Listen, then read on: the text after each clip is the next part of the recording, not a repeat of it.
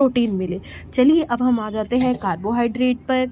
Carbohydrates क्या है? Carbohydrates are the most important sources of energy. Carbohydrate जो है वो बहुत महत्वपूर्ण स्रोत है एनर्जी का।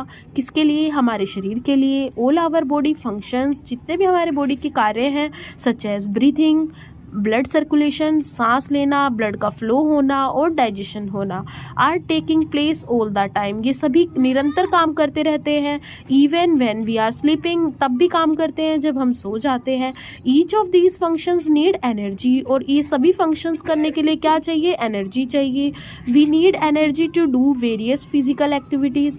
हमें एनर्जी चाहिए होता है फिजिकल एक्टिविटीज़ करने के लिए, such as running, jumping, playing football और lifting weights. We also need energy to perform mental activity.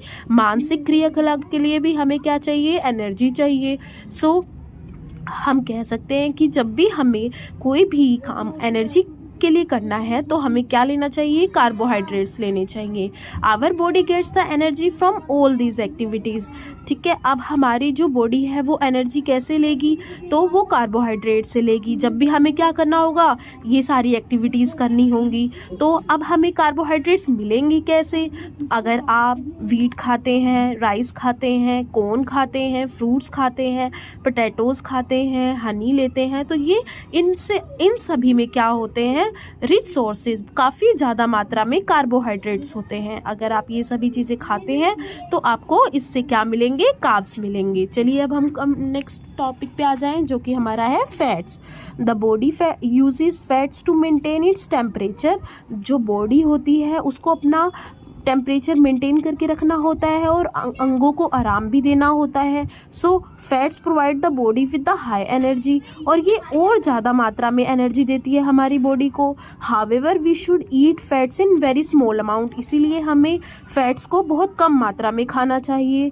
When we eat more fats then our body needs the excess fats get stored. अब अगर हम ज़्यादा fat खाएंगे तो ज़्यादा fat हमारी body में क्या होने लग जाने शुरू हो जाएगा? जमना शुरू हो जाएगा, स्टोर्ड होना शुरू हो जाएगा इन दी बॉडी, हमारे शरीर के अंदर। This may lead to an unwelcome medical condition, जिसकी वजह से हमें क्या हो जाएगा? हमें एक रोग हो जाएगा जिसे हम क्या बोलते हैं? ओबेसिटी। ओबेसिटी का मतलब क्या होता है? मोटापा। ठीक है, तो हमने आज क्या पढ़ा? प्रोटीन्स, कार्बोहाइड्रेट्स एंड फैट्स के बारे में पढ़ा। तो फैट्स, अच्छा फैट्स हमें किस किस चीज़ों से मिल जाते हैं? फैट्स हमें मिलते हैं घी से, बटर से, ऑयल से। इसीलिए हमें ये सारी चीज़ें क्या करनी चाहिए?